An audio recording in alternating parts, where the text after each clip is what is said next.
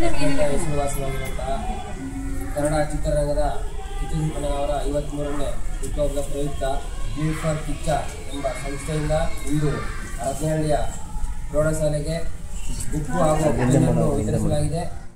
ಈ ಒಂದು ನಮ್ಮ ಟೀಮ್ಗೆ ಎಲ್ಲ ರಾಷ್ಟ್ರಪತಿಗಳಿಂದ ಕೇಳ್ಕೊತಾ ಎಲ್ಲರಿಗೂ ಬುಕ್ ವಿತರಣೆ ಕಾರ್ಯಕ್ರಮ